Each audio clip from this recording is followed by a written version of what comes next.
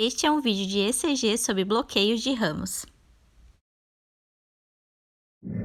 Antes de começar com o conteúdo em si, eu queria que você olhasse para essa imagem e visse que no ventrículo a gente tem ramos que levam a condução para o lado direito e outros ramos que levam a condução para o lado esquerdo. Um bloqueio pode estar apenas do lado esquerdo ou apenas do lado direito ou nos dois, e tem diferentes graus. No vídeo de hoje eu vou focar no bloqueio completo, ou seja, de terceiro grau, que acontece isoladamente do lado direito ou isoladamente do lado esquerdo. Eu não vou falar de um bloqueio de ambos os ramos. E eu vou começar com alguns conceitos que eles servem para os dois bloqueios, tanto do lado direito quanto do lado esquerdo. Primeira coisa que a gente precisa saber é que um bloqueio, ele é a dificuldade para o impulso se propagar.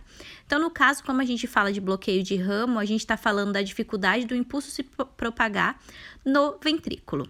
Essa dificuldade, ela pode ser tanto um alentecimento, quanto um bloqueio grave, leve, moderado, enfim. Mas eu não vou focar nesses parâmetros nesse vídeo, eu vou focar mais no bloqueio grave, de terceiro grau, como eu já disse. Então, o que vai acontecer? A primeira coisa que eu vou ter, tanto no bloqueio de ramo direito quanto no ramo esquerdo, é um alargamento do meu QRS. Esse QRS ele vai estar alargado porque se eu pensar no que acontece no normal, é que o impulso ele sai do átrio, ele vai para o ventrículo e ele despolariza as fibras de Purkinje no ventrículo simultaneamente, tanto do lado esquerdo quanto do lado direito. Já quando eu tenho um bloqueio, eu vou ter primeiro um lado despolarizando e depois um salto de onda que vai despolarizar o segundo lado. E outra coisa que acontece é que o processo de repolarização ele vai ficar invertido quando eu tenho um bloqueio de ramo. Isso porque agora não importa mais aquela história de epicárdio ou endocárdio. O que vai acontecer é que o último lado a despolarizar também vai ser o último lado a repolarizar. Então, a onda ela vai vir de outro sentido. E isso acaba fazendo com que eu tenha uma inversão da onda T em relação ao meu QRS. Então, se eu tiver um QRS para cima, a onda T vai estar para baixo. E se eu tiver um QRS para baixo, a onda T vai estar para cima, porque eu tenho essa inversão, conforme eu acabei de explicar. E agora eu vou entrar no bloqueio de cada ramo especificamente, mas para isso eu preciso que você se lembre dos caminhos do impulso elétrico. Então, quando o potencial ele sai do átrio, ele vai para os ventrículos. Primeiro eu tenho uma despolarização do septo médio, que gera um vetor número 1, depois do septo baixo, que gera um vetor número 2. Depois eu tenho a despolarização das paredes livres dos ventrículos, tanto do direito quanto do esquerdo, dando uma resultante que acaba sendo pela esquerda por causa do tamanho da parede, né? E a última resultante, que é da parede basal. Sabendo que é normal, a gente pode falar do que é anormal. Então, vou começar com o bloqueio do ramo direito. Então, o bloqueio vai estar do lado direito do ventrículo. Eu vou começar a minha despolarização e ele vai seguir direto pelo ventrículo esquerdo, mas o ventrículo direito não vai ser despolarizado. Então, o que acontece é que eu tenho um salto de onda. Isso significa que o estímulo ele não consegue passar para o ramo direito, então ele atravessa o septo interventricular e progride por meio do tecido muscular e não mais pelas fibras. Então, o que vai acontecer com as minhas resultantes? Como o septo basal ele tem a maior massa do ventrículo direito e o ventrículo direito está funcionando os ramos, então eu não tenho uma alteração no meu primeiro vetor, que é do septo basal. O meu segundo vetor, ele vai seguir o que acontece no ventrículo esquerdo, que é a despolarização.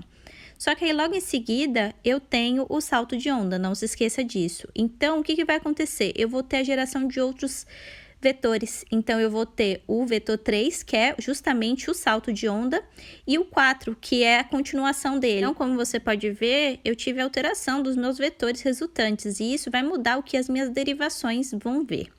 O diagnóstico do bloqueio do ramo direito, ele é feito fundamentalmente nas morfologias do plano horizontal. Então, vou colocar aqui as derivações do plano horizontal, que é de V1 a V6. Eu vou colocar elas de forma didática. Se você quiser saber exatamente onde cada uma é localizada, eu tenho um vídeo que eu falo dos referenciais anatômicos e tudo mais. Então, vou deixar aqui no card. E aí, uma outra coisa que eu quero que você lembre é que toda vez que a minha derivação ela vê a ponta de uma seta, ela desenha uma linha para cima. E quando ela vê a parte de trás da seta, ela desenha uma linha para baixo.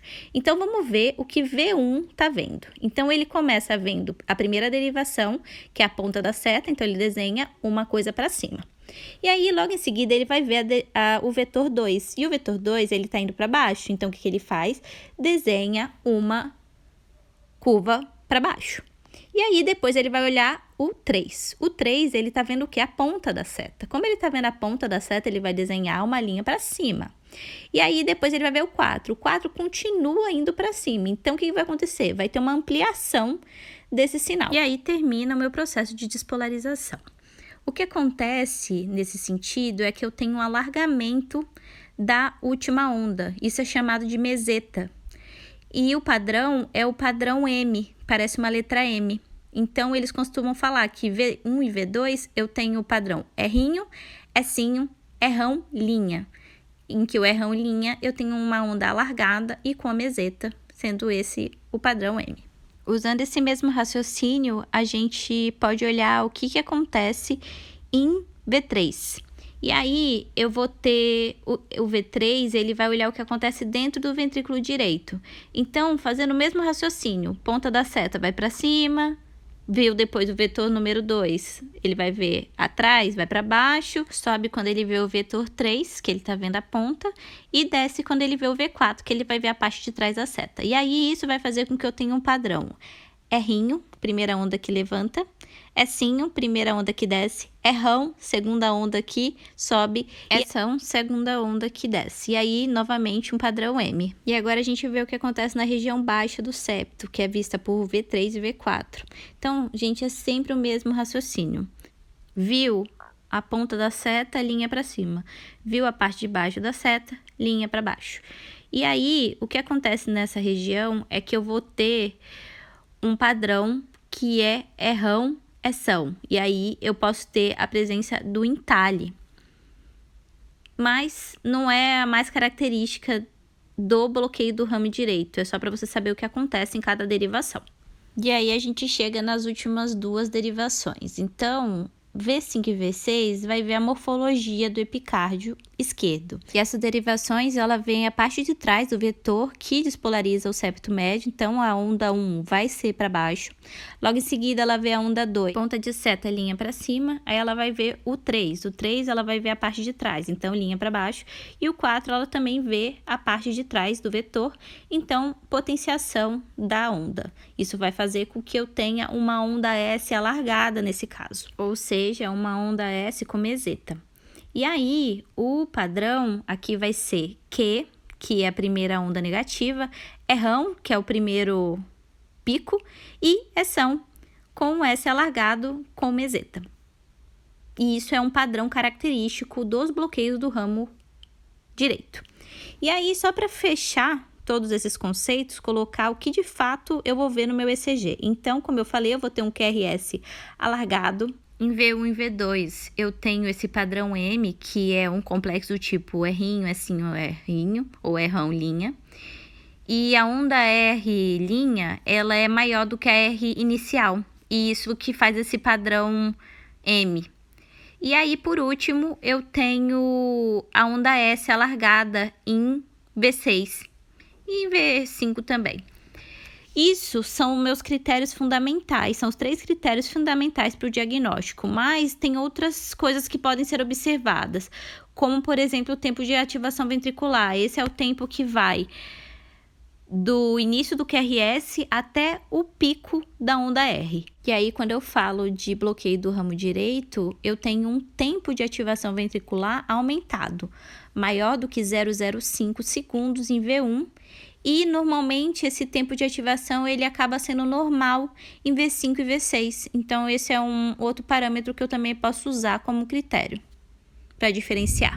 E agora vamos falar um pouquinho dos bloqueios de ramo esquerdo. Então, uma coisa importante é que quando eu falo de um bloqueio do lado esquerdo, ele tem que ser o bloqueio do tronco antes da bifurcação nos dois hemifascículos, ou que o bloqueio ele seja em ambas as divisões. O bloqueio do lado esquerdo, do ramo esquerdo, ele tende a ser mais maligno pós-infarto ou como marcador de cardiopatia estrutural do que do ramo direito. O ramo direito ele tende a ser mais benigno. E aí, só para a gente olhar o que vai acontecer com os nossos vetores. Então, já no primeiro vetor, a gente vai ter uma alteração, porque lembra que ele saía do ventrículo esquerdo, só que agora o ventrículo esquerdo não está despolarizando, então isso acaba invertendo um pouco essa polaridade. O vetor do septo médio já vai começar a ser alterado. Aí eu sigo, né, o caminho, o lado direito vai despolarizar, porque o ramo está funcionando, e aí quando chega no lado esquerdo que não despolarizou, a gente tem aquele salto de onda, que é o impulso atravessando o septo interventricular por meio do tecido muscular e não pelas fibras. E o septo de onda, no caso do ventrículo esquerdo, ele vai primeiro gerar um vetor 2, que vai para trás, e depois um vetor 3, que vai um pouco menos para trás. E aí, vamos olhar o que vai acontecer no nosso ECG devido a essa nova reestruturação e os novos vetores gerados. E diferente do bloqueio do ramo direito, no caso do bloqueio do ramo esquerdo, a gente usa todas as derivações, tanto as horizontais quanto as verticais. Então, da mesma forma, eu coloquei elas aí de forma didática. E aí, se você quiser saber exatamente a localização de cada uma delas, eu tenho aquele vídeo que eu falo onde fica cada eletrodo. Agora, vamos olhar como é que vai ficar o nosso ECG de fato, né? Com as ondas que são geradas. A ideia é seguir o que a gente já fez no bloqueio do ramo direito. Ponta da seta, linha para cima, parte de trás da seta, linha para baixo. E começando por V1 e V2, que estão vendo o ventrículo direito, a gente vai ter o primeiro vetor a ponta, então sobe para cima. O segundo, ele vai ver a parte de trás, desce. O terceiro é também a parte de trás, tem aquele prolongamento. E assim o meu complexo QRS fica com esse padrão, que é chamado de padrão torre. Usando o mesmo raciocínio, você pode fazer V3, V4 e tudo mais. Como eles não são importantes para o diagnóstico, que eu já fiz várias vezes para você ver, eu vou direto para V5 e V6, que são de fato que a gente usa no diagnóstico do bloqueio do ramo esquerdo. Então, a gente vai ter basicamente ele vendo o primeiro e o segundo vetores a ponta, né? Então, ele sobe uma onda comprida. O terceiro vetor é aquele prolongamento que a gente já viu. O que pode acontecer também nesse caso, tanto em qualquer derivação, V1, V2 e tudo mais, é que pode ter a presença de um entalhe nessa hora do prolongamento entre V2 e V3. Isso também pode ser uma característica. E aí, quando a gente fala do bloqueio do ramo esquerdo, a gente tem esse padrão de torre, né? A onda parece uma torre. E aí, vamos falar um pouco dos critérios para o bloqueio do ramo esquerdo. Então, conforme eu já falei, a gente vai ter um QRS alargado, ele maior ou igual a 0,12 segundos. Nesse caso, V5 e V6, a gente vai ter um errão alargado, que ele pode ter a presença do entalhe, conforme eu fiz ali em cima, ou não também. Normalmente, a gente tem também a ausência da onda Q em V5, V6 e D1, isso porque a ponta da primeira seta, que seria o que geraria o Q, ela vai estar mais apontada para essas derivações, então não permite que eu tenha uma onda negativa ali. Então, normalmente está ausente. E o tempo de ativação, que é o que eu já expliquei. Nesse caso, o tempo de ativação ele vai ser maior em V5 e V6 e normal em V1 e V2. Como você pode olhar aí nesse desenho. E por último, mas não menos importante, em V1 e V2 eu tenho a onda S alargada. E ela pode ou não também ter a presença de entalhes. E aí, só para a gente resumir tudo isso que a gente falou hoje, eu queria fazer essa tabelinha. Então, quando eu falo de bloqueio de ramos em comum, tanto para o ramo direito quanto para o ramo esquerdo, a gente tem o alargamento do QRS, que vai estar maior ou igual a 0,12 segundos. E o ST, T vão estar opostos ao QRS por causa daquela repolarização que fica invertida. E aí, só lembrando que hoje eu falei sobre os bloqueios que são graves, que são de terceiro grau. Então, no ramo direito, a gente vai ter em V1 o padrão M, que é R'inho, S'inho, R'ão, linha. E em V6, a gente tem o alargamento da onda S, que é aquela em meseta, né? Então, a gente vai ter essa característica. E agora a gente olha um pouquinho pro bloqueio do ramo esquerdo. Então, se a gente comparar com o bloqueio do ramo direito, a gente tem basicamente a inversão das características. Então, agora a onda S alargada, ela tá em V1. E o padrão de onda, né, que no ramo direito é um padrão M, o padrão no ramo esquerdo é o padrão torre, só que ele tá em V6, tá vendo? O padrão e a onda fica invertida. De repente, é um bom jeito para você tentar recordar de qual é qual, mas como você viu, dá para você deduzir usando os conceitos de caminho do impulso elétrico, o que acontece, e aí a gente não precisa ficar decorando tudo isso. Bom, esse era o vídeo de hoje, que eu queria mostrar mesmo uma visão geral dos bloqueios do ramo. Espero que você tenha entendido. Não se esqueça de se inscrever no canal, ativar o sininho e deixar o seu joinha. E também nos siga no Instagram.